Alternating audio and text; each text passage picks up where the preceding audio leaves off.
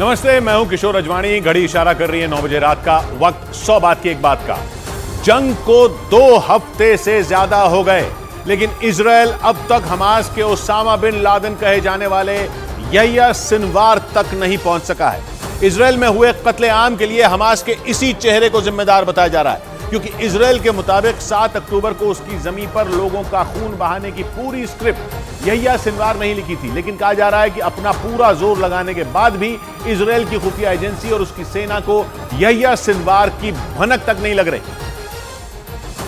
जबकि उसने एक ऐसे हमले को अंजाम दिया जो आने वाले कई साल तक इजराइल को नासूर बनकर चुपता रहेगा। क्योंकि आरोप है कि यहिया सिनवार के इशारे पर ही 7 अक्टूबर को हमास के लड़ाकों ने इजराइल में घुसकर मौत का तांडव किया था। इजराइल की मीडिया के मुताबिक यहिया सिनवार ने न सिर्फ आसमान से रॉकेट और मिसाइलों से हमलों की रणनीति बनाई थी, बल्कि सुरंगों के जरिए भी इजराइल में कत्लेआम मचाने की प्लानिंग की थी। मतलब सैकड़ों की संख्या में यहूदी नागरिकों को मारकर इजराइल को गहरे जख्म देने वाला कोई और नहीं बल्कि यहिया सिनवार ही है। और उसी हमले के बाद से इजराइल और हमास एक दूसरे के खून के प्यासे बने हुए हैं। इसीलिए इजराइल की सेना को हमास के टॉप कमांडर यहिया सिनवार की तलाश है, जिसे इस चरमपंथी संगठन का ओसामा बिन लादेन तक कहा जाता है। इजराइल की सेना ने यहिया सिनवार को बुराई का सबसे बड़ा चेहरा बताया है और हर हाल में उसे मार गिराने की कसम खाई। और इसीलिए यहिया सिनवार को ढूंढने और उसे ठिकाने लगाने के लिए इजराइल की सेना ने एक स्पेशल यूनिट नीली बना दी। इजराइल की मीडिया के मुताबिक ये यूनिट 7 अक्टूबर को हुए हमले में शामिल हमास के एक-एक लड़ाके और उसके एक-एक कमांडर को चुन चुन कर ढेर करेगी, जो इस वक्त इजराइल की सबसे बड़ी चुनौती। क्योंकि दावा यह भी किया जा रहा है कि यहिया सिनवार न सिर्फ इजराइल की सेना और उसकी सुरक्षा एजेंसियों को चकमा दे रहा है, बल्कि वो इजराइल पर एक बार फिर बड़े हमले की तैयारी में। माना जा रहा है कि इसी वजह से इजराइल की मुसीबत बढ़ती जा रही है और इसीलिए इजराइल की सेना हमास के कमांडरों और लड़ाकों को ढूंढ ढूंढ कर निशाना बना रही। लेकिन दावा है कि हमास के कसाई के नाम से मशहूर यहिया सिनवार को ढूंढने और उसे ढेर करने के लिए इजराइल ने नीली नाम से स्पेशल यूनिट बना दी। ये स्पेशल यूनिट इजराइल की जांच एजेंसी शिन बेत ने बनाई है। ये दुनिया की सबसे खतरनाक खुफिया एजेंसी में शुमार मोसाद की तरह ही है। फर्क सिर्फ इतना है कि शिन बेत देश के अंदर दुश्मनों का खात्मा करती है। इजराइल के मीडिया के मुताबिक ये यूनिट खास तौर पर नचाबा फोर्स के कमांडरों और उसके लड़ाकों को टारगेट करेगी। लेकिन दावा किया जा रहा है कि इस स्पेशल यूनिट के टारगेट पर यहिया सिनवार ही है, क्योंकि हमास के इस टॉप कमांडर को इजराइल की सेना अपना सबसे बड़ा दुश्मन और कसाई मानती है। इजराइल की खुफिया एजेंसी मोसाद की हिट लिस्ट में उसका नाम सबसे ऊपर है, क्योंकि यहिया सिनवार ने गाजा की सुरंगों में छिपकर इजराइल को इतने गहरे घाव दिए कि पूरी दुनिया दहल गई। इसी वजह से इजराइल ने हमास के इस क्रूर कमांडर के खात्मे की कसम खा ली। यहिया सिनवार 1962 में दक्षिणी गाजा पट्टी के खान यूनिस शहर में पैदा हुआ था और वो पढ़ाई के दौरान ही हमास से जुड़ गया था। बाद में उसे 1980 में गाजा का सुरक्षा प्रमुख बना दिया गया था। सिनवार करीब 24 साल तक इजराइल की जेल में बंद रहा था, लेकिन 2011 में हमास ने इजरायली सेना के एक सैनिक के बदले उसे जेल से रिहा करा लिया था और रिहाई के बाद से ही यहिया सिनवार इजराइल के लिए चुनौती बन गया। 2015 में अमेरिका समेत कई पश्चिमी देशों ने उसे आतंकी घोषित कर दिया। क्रूरता और बर्बरता का आरोप लगाते हुए इजराइल की सेना उसे खान यूनिस का कसाई कहती है। इजराइल का मानना है कि सिनवार खूंखार आतंकी ओसामा बिन लादेन से भी ज्यादा खतरनाक है और इसी वजह से 61 साल का यहिया सिनवार इजराइल की सेना के रडार पर है। और न्यूज एजेंसी रॉयटर्स के मुताबिक हमास के इस क्रूर कमांडर को ढूंढ निकालने के लिए इजराइल ने अपनी पूरी ताकत लगा दी। लेकिन हमले के 2 हफ्ते गुजरने के बाद भी इजराइल की खुफिया एजेंसियों के पास यहिया सिनवार का एक सुराग तक नहीं है। वो कहां छिपा है, किस इलाके में बैठा है और वो कैसे अपने खतरनाक मंसूबों को अंजाम दे रहा है, इसकी कोई भी जानकारी इजराइल की सेना के पास नहीं है। न्यूज एजेंसी रॉयटर्स के मुताबिक यहिया सिनवार गाजा पट्टी में है या फिर वो किसी दूसरे देश में छिपा है, इसकी भी पुख्ता जानकारी इजराइल के पास मौजूद नहीं है। क्योंकि दावा किया जा रहा है कि 7 अक्टूबर को इजराइल पर हमास के हमले के बाद से ही यहिया सिनवार गायब है। हालांकि इजराइल की सेना के साथ साथ वहां की खुफिया एजेंसी मोसाद के टॉप एजेंट उसकी तलाश में दिन रात जुटे हैं। शक ये जताया जा रहा है कि यहिया सिनवार गाजा पट्टी में बनी सुरंगों में ही छिपा है और वहीं से इजराइल पर हमले की नई साजिश रच रहा है। इसी वजह से मोसाद के एजेंट उसकी सटीक लोकेशन का पता नहीं लगा पा रहे हैं। जबकि दावा किया जा रहा है कि यहिया सिनवार इजराइल पर बड़े हमले की तैयारी में। एक रिपोर्ट के मुताबिक वो सिर्फ इजराइल को मिटाने की चाहत नहीं रखता, बल्कि उसका सपना पूरी दुनिया पर हमास के कब्जे का है। जिसका पहला पड़ाव इजराइल ही है। इसी वजह से यह दावा किया गया कि हमास ने 7 अक्टूबर को इजराइल पर एक सोची समझी रणनीति के तहत हमला किया था। एक रिपोर्ट के मुताबिक इजराइल के अलावा अमेरिका और दूसरे पश्चिमी देश भी यह्या सिनवार के निशाने पर। यही नहीं, इजराइल के मीडिया का दावा है कि वो सिर्फ इजराइल को दुनिया के नक्शे से मिटाने की चाहत नहीं रखता, बल्कि उसका मकसद पूरी दुनिया पर हमास का झंडा लहराने का है। इसलिए यह्या सिनवार दावा कर चुका है कि वो पूरी दुनिया को हमास की मुट्ठी में लाकर ही दम लेगा। मतलब उसने इजराइल की ताकतवर सेना को सीधे सीधे ललकार दिया और ये चुनौती दे दी कि वो हार मानने के लिए तैयार नहीं है। इसलिए इजराइल हर कीमत पर यह्या सिनवार को पकड़ने में जुटा है। इजराइल ने ये ऐलान कर दिया कि उसका यह ऑपरेशन सिनवार की मौत के बाद ही खत्म होगा। और इसी बीच इजराइल की सेना ने हमास के तोपखाना यूनिट के डिप्टी हेड मोहम्मद कतामश को मार गिराने का दावा किया। इजराइल का आरोप है कि हमास का यह कमांडर 7 अक्टूबर को हुए हमले में शामिल था, जो गाजा पट्टी को घेर कर खड़ी इजराइल की सेना पर बड़े हमले की प्लानिंग में था, जिसका पता चलते ही इजराइल की सेना ने हमास के कमांडर मोहम्मद कतामश के ठिकानों पर आसमान से बमबारी शुरू कर दी। इजराइल की सेना की तरफ से यह दावा किया गया कि उसकी एयर स्ट्राइक में मोहम्मद कतामश मारा गया, जो हमास की तोपखाना यूनिट का डिप्टी हेड था। और वहां की मीडिया के मुताबिक कतामश पर इजराइल की सेना पर बड़ा हमला करने की जिम्मेदारी थी, जिसे वो अंजाम देने की फिराक में भी था। इजराइल की सेना का दावा है कि आसमान से की गई बमबारी में गाजा पट्टी में मौजूद हमास का एक कमांड सेंटर भी तबाह हो गया, जहां बड़ी संख्या में रॉकेट और दूसरे घातक हथियार बनाए जा रहे थे। मतलब इजराइल ने एक बार फिर हमास पर बमबारी कर उसे बड़ा नुकसान पहुंचाया। हालांकि हमास के कमांडर मोहम्मद कतामश के मारे जाने के अलावा वहां और कितने लोगों की जान गई, इसकी जानकारी नहीं दी गई। और पिछले 2 हफ्तों में इजराइल ने हमास के 12 खतरनाक कमांडरों और नेताओं को मार गिराने का दावा किया। मतलब 7 अक्टूबर को हुए हमले का बदला लेने के लिए इजराइल की सेना हमास के एक-एक कमांडर और एक-एक लड़ाके को ढूंढ कर मार रही है। और इजराइल का दावा है कि जल्द ही हमास के दूसरे सबसे बड़े नेता यह्या सिनवार को भी ठिकाने लगा दिया जाएगा। उसकी तलाश में इजराइल पूरी गाजा पट्टी पर बमों की बारिश कर रहा है। वहां के मीडिया के मुताबिक पिछले 2 हफ्तों में हमास के 12 कमांडर और नेता इजराइल के हमले में मारे जा चुके हैं। हमास के जिन बड़े नेताओं को मार गिराने का दावा किया गया, उनमें सबसे बड़ा नाम उसामा मजीनी का है, जो हमास की शूरा काउंसिल का प्रमुख था। और इस तरह इजराइल ने एयर स्ट्राइक कर हमास के कमांडर एमान यूनुस को ढेर करने का दावा किया। जबकि कुछ रोज पहले इजराइल ने हमास के वायुसेना प्रमुख मुराद अबू मुराद को भी मार गिराने का दावा किया था। इनके अलावा इजराइल ने हमास की नजाबा फोर्स के कमांडर बिलाल अल कद्र और घुसपैठ की अगुवाई करने वाले अली कादी को भी मार गिराने का दावा किया है। और यह्या सिनवार के अलावा इजराइल को हमास के 5 बड़े कमांडरों की भी तलाश है। इनमें कुछ दूसरे देशों में छिपे हैं। हालांकि इजराइल की खुफिया एजेंसी मोसाद इनकी कुंडली खंगालने और उन्हें घेरने में जुटी है, जिन्होंने इजराइल की नाक में दम कर रखा है। न्यूज एजेंसी रॉयटर्स के मुताबिक इजराइल को हमास के जिन 5 बड़े नेताओं की तलाश है, उनमें पहला नाम इस्माइल हनिया का है, जिसे 2017 में हमास के पोलित ब्यूरो का प्रमुख चुना गया था। इसके बाद 2018 में अमेरिका ने उसे आतंकी घोषित कर दिया था। इसी तरह इजराइल के रडार पर मोहम्मद दईफ है, जो हमास की सैन्य शाखा अल कासम ब्रिगेड का प्रमुख है। और एक रिपोर्ट के मुताबिक इजराइल ने दईफ को कई बार मारने की कोशिश की, लेकिन वो बच निकला।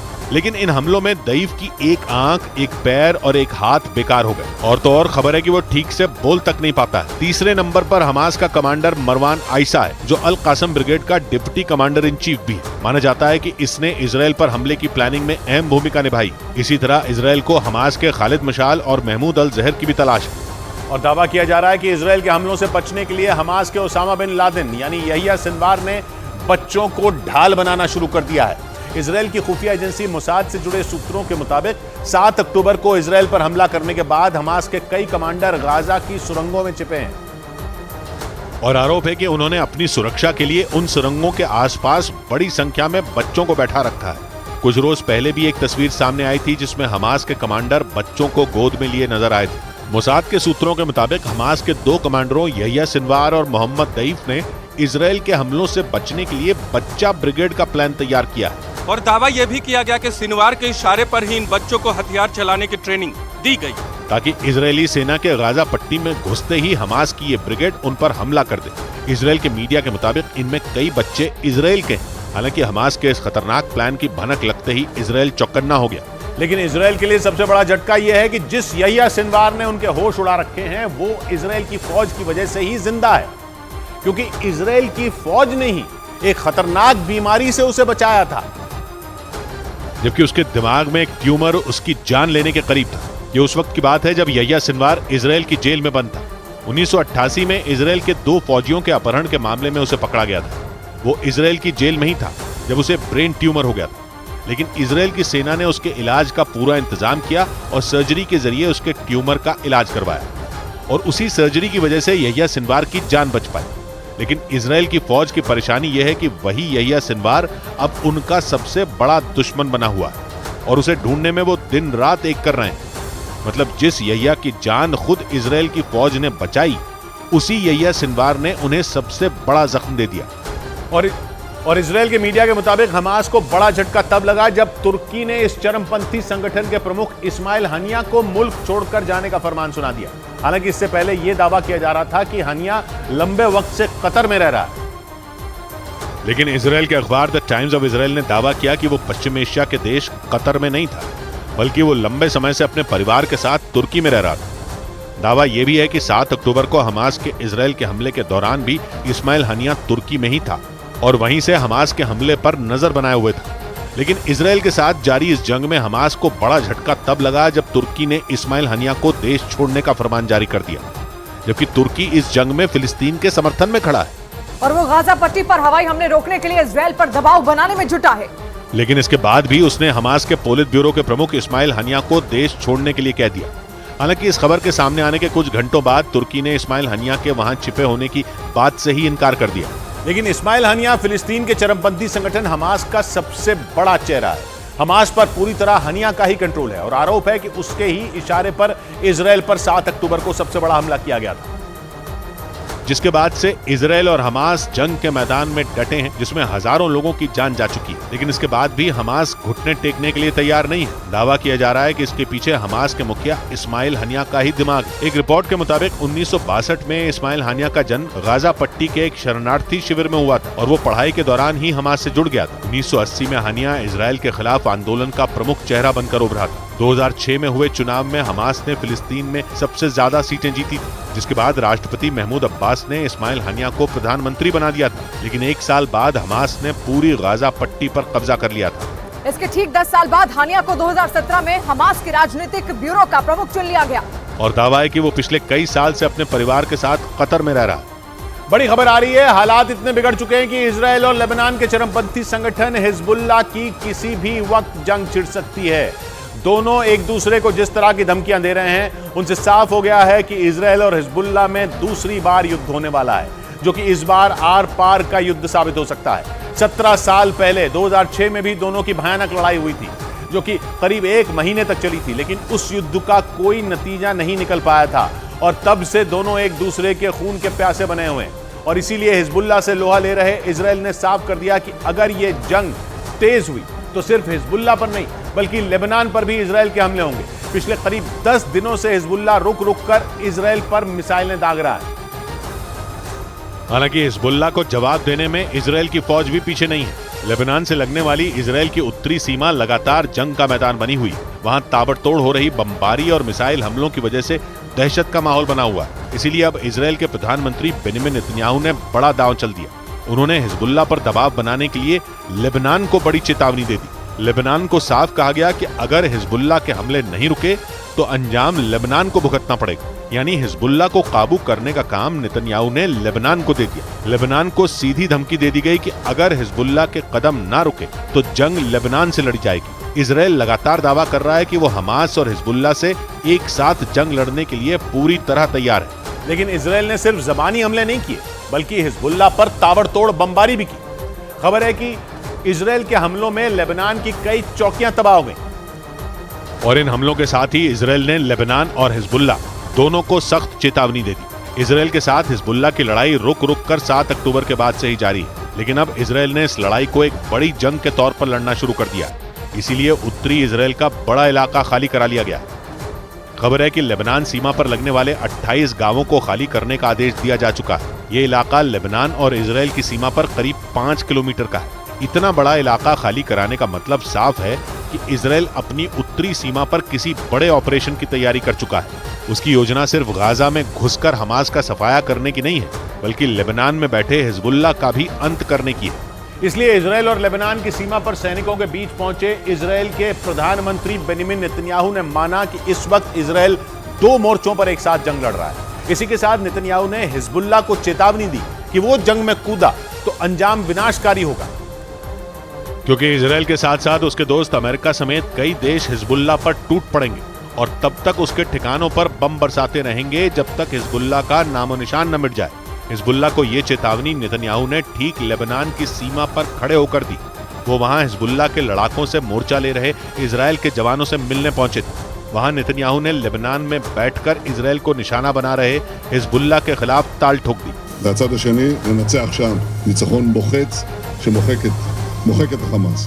हालांकि नेतन्याहू ने यह भी माना कि यह इजराइल के लिए करो या मरो की लड़ाई है, क्योंकि इजराइल को एक साथ 2 मोर्चों पर लड़ाई लड़नी पड़ रही है। एक तरफ हमास गाजा पट्टी से उसकी सेना को निशाना बना रहा है तो दूसरी तरफ हिजबुल्लाह ने उसकी उत्तरी सीमा को बमों और रॉकेटों की मार से दहला रखा है। और इसीलिए हिजबुल्लाह दावा कर रहा है कि वो भी हमास और इजराइल की जंग में उतर चुका है, यानी वो हमास के साथ कंधे से कंधा मिलाकर लड़ने के लिए पूरी तरह तैयार हो चुका है। हिजबुल्लाह के इस दावे के बाद माना जा रहा है कि आने वाले दिनों में उसके हमले भी इजराइल पर बढ़ सकते हैं, क्योंकि अब तक हिजबुल्लाह इजराइल की उत्तरी सीमा पर रुक रुक कर हमले बोल रहा है, यानी वो ऐसे हमले करके सिर्फ ये दिखाना चाहता है कि वो हमास के साथ खड़ा है। लेकिन अगर हिजबुल्लाह अब ये दावा कर रहा है कि वो भी जंग में कूद चुका है तो फिर ये इजराइल के लिए किसी बड़ी मुसीबत से कम नहीं है, क्योंकि जंग में उतरने के बाद हिजबुल्लाह इजराइल से टक्कर लेने में अपनी पूरी ताकत झोंक सकता है। और ऊपर से उसे ईरान का पूरा समर्थन हासिल है। ईरान से उसे पैसों से लेकर हथियार तक मिलते हैं, जिसका सीधा मतलब ये कि अगर हिजबुल्लाह जंग में उतरा तो ये माना जा सकता है कि ईरान भी जंग में कूद चुका है। इसी वजह से हिजबुल्लाह की जंग में उतरने की धमकी ने इजराइल समेत उसके मददगारों की चिंता बढ़ा दी है। लेकिन इजराइल भी हाथ पर हाथ धरकर बैठने वालों में नहीं, इसलिए उसने अपने पड़ोसी और ईरान के दोस्त सीरिया पर सुबह सुबह एक साथ 2 एयर स्ट्राइक करके उसे दहला दिया। इजराइल का पहला निशाना सीरिया की राजधानी दमिश्क बनी, उसका दूसरा टारगेट वहां का अलेप्पो शहर रहा। इजराइल ने दोनों शहरों में मौजूद अंतर्राष्ट्रीय हवाई अड्डों पर इतनी मिसाइलें गिराई कि दोनों के दोनों हवाई अड्डे ठप पड़ गए। और इजराइल ने सीरिया को एक बार फिर धमकी दे डाली कि वो ईरान और उसके समर्थन वाले हिजबुल्लाह का साथ देना बंद कर दे। सीरिया के सरकारी मीडिया ने खबर दी कि इजराइल ने अपने कब्जे वाले गोलान हाइट्स इलाके से दमिश्क एयरपोर्ट को निशाना बनाया। गोलान हाइट्स वो इलाका है जिसे इजराइल ने 1967 की जंग में सीरिया से हथिया लिया था। और अलेप्पो हवाई अड्डे पर मिसाइल चलाने के लिए इजराइल के लड़ाकू विमान भूमध्य सागर के ऊपर उड़कर पहुंचे। बीते 10 दिन में इजराइल का सीरिया पर यह तीसरा हमला है। हमास से युद्ध का ऐलान करने के बाद इजराइल ने दोनों हवाई अड्डों पर पहले 12 अक्टूबर, फिर 14 अक्टूबर और अब तीसरी बार धावा बोला। लेकिन यह कोई पहली बार नहीं है जब इजराइल ने दमिश्क और अलेप्पो हवाई अड्डों पर एयर स्ट्राइक की हो। इजराइल सीरिया के इन एयरपोर्टों को तब से तबाह करने में लगा है जब से उसकी हमास से ताजा जंग छिड़ी भी नहीं थी। मतलब यह कि इजराइल का सीरिया पर बम बरसाने का सिलसिला कई साल से चल रहा है। सीरिया में 12 साल से गृह युद्ध छिड़ा। उसकी सरकार को वहां के हथियारबंद विद्रोहियों से बचाने के लिए ईरान और हिजबुल्लाह के लड़ाके सीरिया में एक्टिव हैं। इजराइल कहता है कि ईरान अपने आधुनिक हथियारों को विमानों के जरिए सीरिया पहुंचाता है और हथियारों से भरे ज्यादातर विमान दमिश्क और अलेप्पो एयरपोर्ट पर ही लैंड करते हैं। इजराइल का दावा है कि दोनों एयरपोर्ट से वो हथियार हिजबुल्लाह और ईरान के लड़ाकों के पास पहुंचाए जाते हैं, जो आखिरकार इजराइल को टारगेट करने के लिए इस्तेमाल होते हैं। इसलिए इजराइल दमिश्क और अलेप्पो एयरपोर्ट पर हवाई हमले करता रहता है। लेकिन उधर इजराइल ने सीरिया को निशाना बनाया तो वहां बैठे हिजबुल्लाह ने इजराइल के दोस्त अमेरिका से हिसाब बराबर कर लिया। खबर है कि हिजबुल्लाह ने सीरिया में अमेरिका के 2 ठिकानों पर ड्रोन अटैक कर दिया ताकि अमेरिका की सेना को सीरिया से भगाया जा सके। पिछले हफ्ते भी सीरिया में अमेरिकी फौज पर हवाई हमला किया गया था। तब दक्षिण पूर्वी सीरिया में अल तन्फ मिलिट्री बेस पर 2 ड्रोन गिराए गए थे।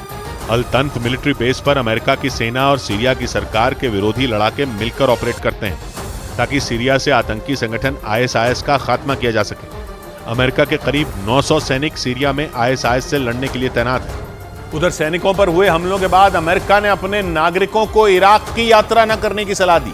इजराइल और हमास की जंग शुरू होने के बाद से ही इराक और सीरिया में अमेरिकी सैनिकों पर हमलों की घटनाएं बढ़ गई हैं, जिसे देखते हुए अमेरिकी सरकार ने अपने लोगों को हिदायत दी कि वो इराक की यात्रा टाल दे। अमेरिका के मुताबिक फिलिस्तीन का समर्थन कर रहे हूथी विद्रोही वहां अमेरिकी नागरिकों के लिए खतरा बन सकते हैं। उधर खबर है कि इजराइल के खिलाफ ईरान ने ऑपरेशन शील्ड 9 एक्टिव कर दिया, जिसके तहत इजराइल पर 9 बटालियन, 9 हथियार और 9 फ्रंट से जोरदार हमले की तैयारी की गई। बताया गया कि इस ऑपरेशन को सफल बनाने के लिए ईरान ने अपने खतरनाक लड़ाकों को इजराइल में कहर बरपाने की जिम्मेदारी सौंप दी और हथियारों की बड़ी खेप इकट्ठा करने में जुट गया ताकि कट्टर दुश्मन इजराइल पर ऐसे ताकतवर हमले किए जा सकें जिनसे इजराइल की सेना घुटनों पर आ जाए। खबर के मुताबिक ईरान ने अपने जिस ऑपरेशन शील्ड 9 को एक्टिव किया उसमें 9 खूंखार लड़ाकों के गुटों को इजराइल के खिलाफ कहर बरपाने की जिम्मेदारी सौंपी गई, जिसमें ऐसे लड़ाके शामिल बताए गए जिन्हें मौत बांटने के लिए ही जाना जाता है। इतना ही नहीं, कहा जा रहा है कि इजराइल पर हमले के लिए ईरान अपनी खतरनाक मिसाइलों का भी बड़े पैमाने पर इस्तेमाल कर सकता है।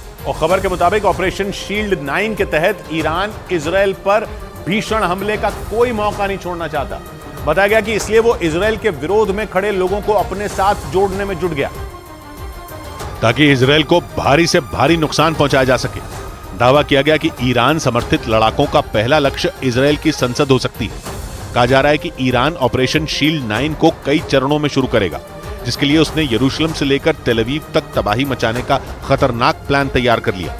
खबर के मुताबिक इसी कड़ी में ईरान ने लेबनान के चरमपंथी संगठन हिजबुल्लाह के लड़ाकों को हमले की जिम्मेदारी सौंप दी, जो अब बहुत जल्द उनके एक इशारे पर इजराइल को सुलगाना शुरू कर सकते हैं। और उनके निशाने पर इजराइल की संसद से लेकर वहां की सुप्रीम कोर्ट, सेना का मुख्यालय और इजराइल के प्रधानमंत्री का कार्यालय भी हो सकता है। और यही वजह रही कि अमेरिका ने ईरान पर हमास के पीछे छिपकर जंग लड़ने का आरोप लगा दिया। इजराइल के अखबार द टाइम्स ऑफ इजराइल के मुताबिक अमेरिका के विदेश मंत्री एंटनी ब्लिंकन ने ईरान को इजराइल से दूर रहने की चेतावनी दे डाली और एक बार फिर बता दिया कि अगर उसके दोस्त इजराइल पर आंच भी आई तो अंजाम बहुत भयानक होंगे। हमास और इजराइल के बीच जंग शुरू होने के बाद से ही अमेरिका हर तरीके की मदद इजराइल को भेज रहा है। इजराइल की सेना की मदद के लिए अमेरिका ने अपना जंगी जहाज तक भेज दिया। लेकिन अब जब ऐसी खबर आई कि ईरान बड़े पैमाने पर इजराइल में हमले की तैयारी में जुट गया तो अमेरिका का गुस्सा भी भड़क गया, क्योंकि भूमध्य सागर में इजराइल की नेवी के साथ अमेरिका के सैनिक भी मौजूद हैं। ऐसे में अगर इजराइल पर हमले हुए तो अमेरिका के सैनिकों पर भी खतरा बढ़ेगा और इसीलिए अमेरिका के विदेश मंत्री एंटनी ब्लिंकन ने साफ कह दिया, ईरान इजराइल से जितना दूर रहे उसके लिए उतना ही अच्छा होगा। लेकिन ईरान की तैयारियों की भनक जैसे ही इजराइल को लगी, उसने भी ईरान को बड़ी धमकी दे डाली। इजराइल के वित्त मंत्री ने साफ कह दिया कि अगर हिजबुल्लाह ने इजराइल पर हमले किए तो ईरान को सूद समेत उसकी कीमत चुकानी होगी, क्योंकि इजराइल ऐसा पलटवार करेगा कि ईरान के होश उड़ जाएंगे। इजराइल इस समय हमास के साथ जंग लड़ रहा है, मगर इसी बीच उसके कई दुश्मन सक्रिय हो गए हैं। ऐसी खबरें आ रही हैं कि ईरान हिजबुल्लाह के जरिए इजराइल में तबाही मचाने का सपना देख रहा है और जल्द ही लेबनान का चरमपंथी संगठन हिजबुल्लाह भी इस जंग में कूद सकता है। यही वजह रही कि इजराइल के वित्त मंत्री ने हमास के साथ हिजबुल्लाह के युद्ध में कूदने पर ईरान पर हमले की धमकी दे डाली और कह दिया कि अगर हिजबुल्लाह ने इजराइल पर हमला किया तो ईरान को दुनिया के नक्शे से मिटा दिया जाएगा। उन्होंने इजराइल के दुश्मनों की तुलना सांपों से कर दी। उधर इजराइल और हमास की इस लड़ाई में ईरान मुसलमानों का खून बहाने के लिए ही तैयार हो गया। ईरान की सेना की ब्रांच IRGC यानी इस्लामिक रिवोल्यूशनरी गार्ड कोर ने धमकी दी कि अगर जरूरत पड़ी और ऑर्डर मिला तो वो इजराइल के हाइफा शहर पर हमला कर देगी, जबकि इजराइल के हाइफा शहर में अच्छी खासी तादाद में मुसलमान रहते हैं। लेकिन ये जानते हुए भी IRGC के एक डिप्टी कमांडर ने धमकी दी कि वो जंग में इजराइल के हाइफा शहर पर भी हमला करने से नहीं चुकेगा और वहां इतनी मिसाइलें गिराएगा कि हाइफा तबाह हो जाएगा। जबकि इजराइल के तीसरे बड़े शहर हाइफा में सिर्फ यहूदी नहीं रहते, बल्कि वहां की करीब 20% आबादी मुसलमान भी है। लेकिन मसला यह है कि भूमध्य सागर के किनारे बसा हाइफा शहर उत्तरी इजराइल में है और उत्तरी इजराइल लेबनान की सीमा से लगता है, जहां से हिजबुल्लाह इजराइल पर हमले करने में लगा है। इसलिए IRGC के एक डिप्टी कमांडर ने हिजबुल्लाह का साथ देने के लिए हाइफा पर ही बम बरसाने की धमकी दे डाली। लेकिन इजराइल की धमकियों पर ईरान भी भड़क गया। इजराइल के मीडिया के मुताबिक ईरान के विदेश मंत्री ने फिलिस्तीन के चरमपंथी संगठन PIJ यानी पैलेस्टीनियन इस्लामिक जिहाद और हमास के नेताओं से बात की ताकि गाजा में इजराइल के हमलों को किसी भी सूरत में रोका जा सके। हालांकि ईरान पहले ही इसके लिए एड़ी चोटी का जोर लगा चुका है। उसने कई बार इजराइल को धमकी दी, लेकिन इसके बावजूद इजराइल के रुख में कोई बदलाव नहीं हुआ, बल्कि इजराइल ने गाजा में हमले और ज्यादा तेज कर दिए। इसीलिए ईरान ने इजराइल की सेना पर पलटवार की तैयारी तेज कर दी है। इजराइल के मीडिया के मुताबिक ईरान के विदेश मंत्री ने फिलिस्तीन के चरमपंथी संगठन PIJ यानी पैलेस्टीनियन इस्लामिक जिहाद और हमास के नेताओं से बात की जिसमें उन्होंने गाजा में इजराइल की तरफ से हो रहे हमलों को कैसे रोका जाए इस पर चर्चा की। उधर ब्रेकिंग न्यूज आ रही है गाजा पट्टी से। इजराइल ने गाजा की एक और मस्जिद पर हमला बोल दिया है। 7 अक्टूबर के बाद से हो रहे हमलों में ये 32वीं मस्जिद है जो इजराइल की बमबारी का निशाना बनी। मतलब हमास के ठिकानों को निशाना बना रही इजराइल की फौज ने 17 दिनों में इजराइल ने 32वीं मस्जिद को ढेर कर दिया। नीरज हमारे साथ जुड़ रहे हैं। नीरज, ये क्या पता चल रहा है, क्या कहना है इजराइल का कि मस्जिदों पर भी बम गिर रहे हैं? देखिए, ये दावा पैलेस्तीन की तरफ से किया गया है। शेख रदवान शहर है जो कि गाजा सिटी से उत्तर में है, वहां ये हमला हुआ था वॉर प्लेन से, और जिसमें ये 32वां मस्जिद है। और इजराइल का कहना है कि जो हमास के आतंकवादी हैं उनका ठिकाना ऐसी जगह है, मस्जिद हो, आम लोग हो, महिलाएं हो, बुजुर्ग को वो ठिकाना बनाकर हमला करते। तो इस तरह के हमले में इसीलिए मस्जिद भी ध्वस्त होती है और दूसरी तरफ आम लोगों की भी जाने जा रही है। इजराइल की तरफ से इस तरह के दावे किए जाते हैं किसको। जी हाँ, इस बीच इजराइल की फौज ने वेस्ट बैंक की एक मस्जिद पर बड़ा हमला कर दिया। यह भी खबर आई, वेस्ट बैंक के जनीन इलाके की अल अंसार मस्जिद पर इजराइल की फौज ने हवाई हमला किया, जिसमें हमास के एक कमांडर की मौत का दावा किया गया। हालांकि मारे गए कमांडर की कोई जानकारी सामने नहीं आई। मस्जिद पर हुए हमले के बाद फिलिस्तीन ने इजराइल पर बड़ा हमला बोला और जानबूझकर धार्मिक स्थलों को निशाना बनाने का आरोप लगाया। 7 अक्टूबर को इजराइल पर हुए हमास के हमले के बाद से ही इजराइल की फौज हमास के ठिकानों पर ताबड़तोड़ हमले कर रही है। लेकिन गाजा पट्टी पर आग बरसाने के बाद अब इजराइल के निशाने पर वेस्ट बैंक आ चुका है। पिछले 5 दिनों में वेस्ट बैंक पर कई बार इजराइल की फौज के हमले हो चुके हैं, लेकिन मस्जिद पर हुआ हमला बड़े बवाल की वजह बन सकता है। अल अंसार मस्जिद वेस्ट बैंक के जनीन इलाके की सबसे बड़ी मस्जिद है। फिलिस्तीन के मीडिया के मुताबिक मस्जिद पर हुए हमले में एक व्यक्ति की मौत हो गई और 3 लोग बुरी तरह जख्मी हो गए। लेकिन इजराइल की फौज ने आरोपों की गंभीरता को समझते हुए सफाई देने में देर नहीं की। इजराइल की फौज के मुताबिक जिस मस्जिद को निशाना बनाया गया वहां हमास के लड़ाकों का ठिकाना था और उसे हमास के लड़ाकों ने एक कमांड सेंटर बनाया हुआ था। मतलब ये कि मस्जिद में छुपकर हमास के लीडर अपने लड़ाकों से संपर्क साध रहे थे। इजराइल की फौज ने तो यहाँ तक दावा किया कि इजराइल पर हुए कई हमले इसी कमांड सेंटर से अंजाम दिए गए। लेकिन आने वाले दिनों में इजराइल पर कुछ बड़े हमले इसी कमांड सेंटर से किए जाने थे, जिन्हें रोकने के लिए इस मस्जिद पर हमले के ऑपरेशन को अंजाम दिया गया। जिस अल अंसार मस्जिद पर हमला हुआ उस मस्जिद में एक बड़ा तहखाना होने की खबर है। खबरें तो यहाँ तक हैं कि मस्जिद के उन तहखानों में गोला बारूद भी मौजूद था। यहाँ तक कि अल अंसार मस्जिद में बच्चों को हथियार चलाने की ट्रेनिंग तक दिए जाने की खबर है। हालांकि अब तक ये साफ नहीं हुआ है कि मस्जिद पर हुए हवाई हमले में मारा गया शख्स हमास से जुड़ा था या नहीं, लेकिन गाजा पर इजराइल की फौज ने हवाई हमले तेज कर दिए। गाजा पर हुए हवाई हमलों में 24 घंटों में ही 400 लोगों की मौत हो गई, जिसे 7 अक्टूबर के बाद से सबसे दर्दनाक 24 घंटे बताए जा रहे हैं। मतलब ये कि इससे पहले महज 24 घंटे में 400 लोगों की मौत पहले कभी नहीं हुई। इजराइल की फौज की तरफ से ताबड़तोड़ हवाई हमले किए गए। इन हमलों की चपेट में कई रिहायशी इलाके भी आए।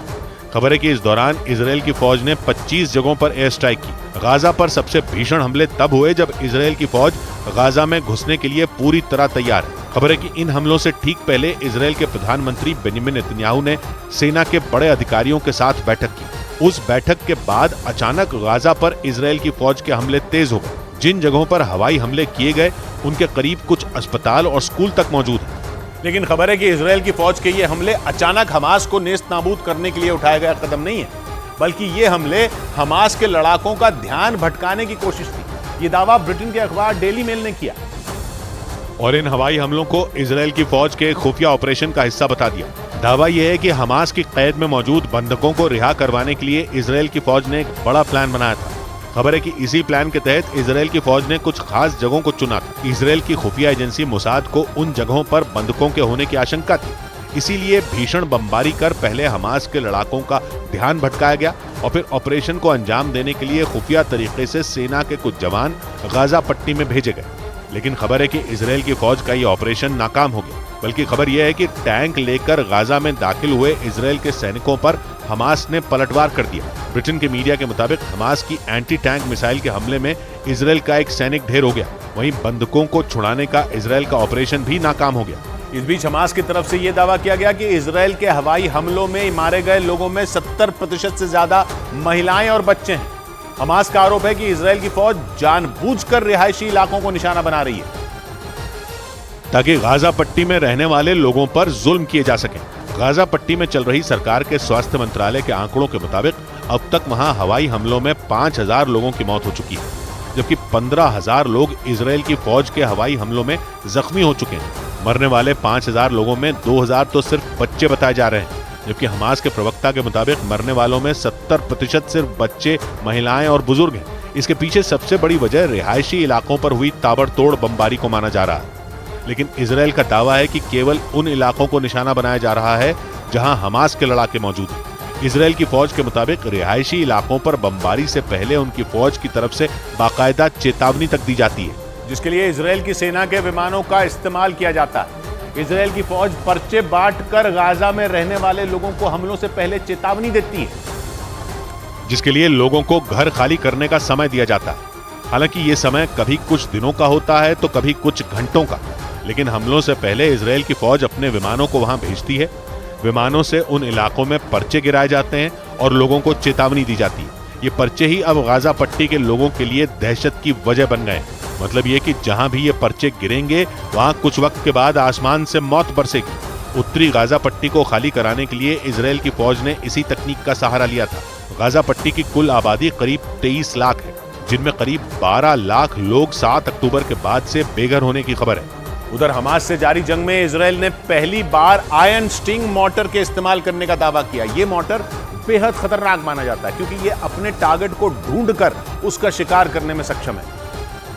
इसीलिए इजराइल ने अपने इस खतरनाक मोर्टर से हमास के लड़ाकों पर हमला बोल दिया। इजराइल की सेना की तरफ से गाजा में आयरन स्टिंग मोर्टर से हमले का एक वीडियो भी जारी किया गया, जिसमें उसके गिरते ही एक जोरदार धमाका होता दिखाई दिया, जिसे देखकर ऐसा लगा मानो वहां कोई ज्वालामुखी फट गया हो।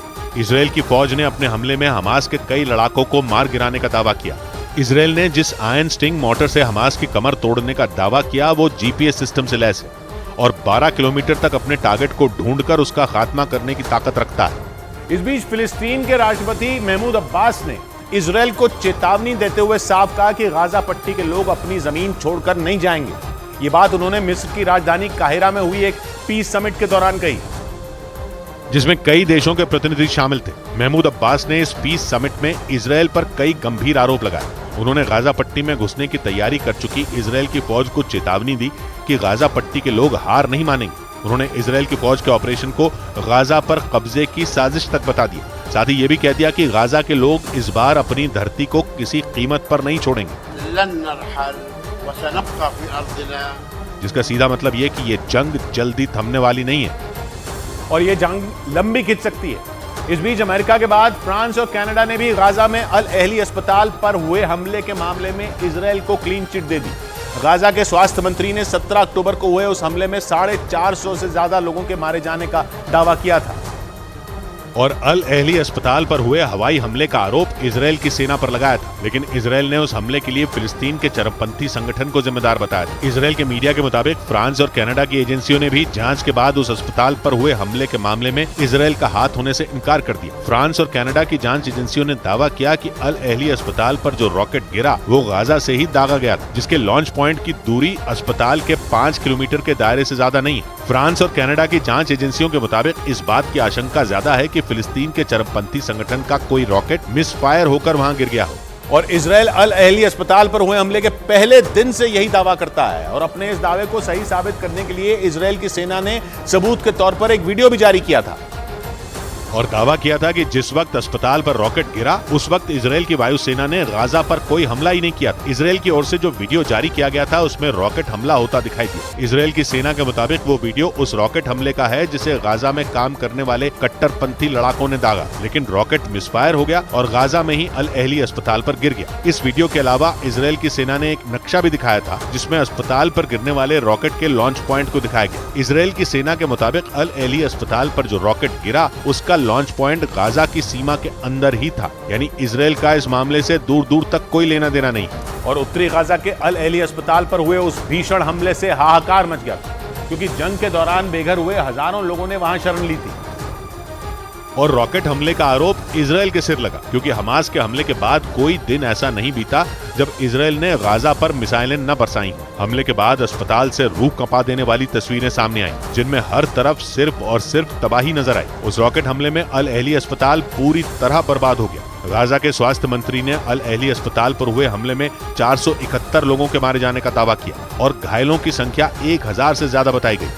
उधर इजराइल की सेना ने दावा किया कि हमास के लड़ाकों ने 7 अक्टूबर को हमले के बाद छोटे छोटे बच्चों के स्कूल बैग में भी बम छिपा कर रख दिए थे। यानी हमास के लड़ाके मासूम बच्चों के बैग को भी हथियार की तरह इस्तेमाल करने से नहीं चूक रहे हैं।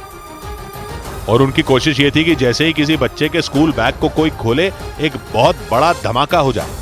इजराइल की फौज के दावे का मतलब यह है कि हमास के लड़ाकों ने कत्लेआम करने में बच्चों के बैग तक का इस्तेमाल किया। हालांकि उनकी ये साजिश कामयाब नहीं हो पाई। इजराइल की सेना ने किसुफिम इलाके से बच्चों के इस बैग को बरामद किया। दक्षिणी इजराइल का किसुफिम वो जगह है जहां 7 अक्टूबर को हमास के लड़ाकों ने भयानक कत्लेआम मचाया था। इजराइल की सेना ने जो वीडियो जारी किया उसमें गुलाबी रंग के स्कूल बैग में वो विस्फोटक छिपा कर रखा गया था, क्योंकि सर्च ऑपरेशन के दौरान मिले इस बैग में पूरा 7 किलो विस्फोटक हमास के लड़ाकों ने रखा था। क्योंकि इजराइल की सेना के मुताबिक हमास की प्लानिंग थी कि ये बैग इजराइल के सैनिक की बजाय कोई आम नागरिक उठाए ताकि धमाके में उसकी मौत हो जाए। लेकिन हमास के लड़ाकों की प्लानिंग पर इजराइल की सेना ने पानी फेर दिया। इजराइल की सेना के मुताबिक हमास के लड़ाके हमले के बाद भागने से पहले इजराइल के लोगों के शवों के नीचे बम छिपा कर गए थे, ताकि शवों को हटाते वक्त भी वहां धमाका हो, जिसके वहां भयानक तबाही मच जाए। यानी दावा यह है कि दहशत और तबाही फैलाने के लिए हमास के लड़ाकों ने मरे हुए लोगों तक का इस्तेमाल करने में संकोच नहीं किया। लेकिन इजराइल की सेना ने दक्षिणी इजराइल के किसुफिम इलाके में सर्च ऑपरेशन के दौरान बेहद सावधानी से शवों के नीचे रखे बमों का पता लगा लिया। इजराइल की सेना की तरफ से जारी एक वीडियो में कुछ इजरायली सैनिक किसुफिम इलाके में तलाशी लेते दिखे। इस दौरान उन्हें शवों के नीचे छिपाए गए बमों का पता चला। इजरायली सेना के मुताबिक 7 अक्टूबर को हुए हमास के हमले के बाद अब भी किसुफिम इलाके में कुछ लोगों के शव पड़े हैं, जिन्हें बेहद सावधानी से हटाया जा रहा है। 4 दिन पहले भी इजराइल की सेना ने एक महिला के शव के नीचे छिपाकर रखे गए बम का पता लगाया था। वो बम इस तरह रखा गया था कि शव को हिलाते ही वहां जोरदार धमाका हो जाता। इस बीच इजराइल की सेना ने दावा किया कि हमास के लड़ाकों के पास केमिकल हथियार मौजूद हैं। इजराइल के राष्ट्रपति ने दावा किया कि हमास के जिन लड़ाकों ने 7 अक्टूबर को इजराइल में म्यूजिक फेस्टिवल पर हमला किया था, उन्हें केमिकल हथियार बनाने के निर्देश तक दिए गए थे। यानी हमास की प्लानिंग केमिकल हथियारों का इस्तेमाल करके पूरे इजराइल में कोहराम मचाने की थी। इजराइल की सेना के मुताबिक किबुत्ज बेरी म्यूजिक फेस्टिवल में हमला करने वाले हमास के जो लड़ाके मारे गए थे, उनके शवों की जांच के दौरान केमिकल हथियार बनाने का सामान बरामद हुआ था। केमिकल हथियार ऐसे हथियार होते हैं जिनमें जहरीले केमिकल का इस्तेमाल जानबूझकर लोगों को मारने के लिए होता है। इसके इस्तेमाल से लोग दम घुटने और अलग अलग तरह की बीमारी से मारे जाते हैं। पहले विश्व युद्ध के दौरान 1915 में पहली बार केमिकल हथियारों के इस्तेमाल का दावा किया जाता है। इजराइल के राष्ट्रपति ने दावा किया कि हमास के लड़ाकों के पास से केमिकल हथियार बनाने का जो सामान मिला, उसका कनेक्शन आतंकी संगठन अल-कायदा से है। अपने इस दावे के साथ उन्होंने कई पेपर भी दिखाए जिनमें ISIS से लेकर अल-कायदा तक के पास केमिकल हथियार होने का दावा किया गया। और इजराइल के एक बड़े अधिकारी ने दावा किया कि 7 अक्टूबर को हुए हमलों में ईरान का हाथ था, और इस बात के पुख्ता सबूत इजराइल की सेना के पास मौजूद हैं। इजराइल पर हमास के हमले के बाद ईरान में जश्न मनाया गया था, और हमास के हमले को ईरान ने बड़ी जीत बताया था, जिसके बाद अमेरिका समेत कई पश्चिमी देशों ने ईरान को इस जंग से दूर रहने की चेतावनी दी थी। इस बीच इजराइल की सेना के उस अफसर ने यह दावा कर दिया कि हमास के लड़ाकों को ईरान ने ट्रेनिंग, हथियार और पैसे मुहैया कराए थे। इजराइल और ईरान एक दूसरे के कट्टर दुश्मन हैं।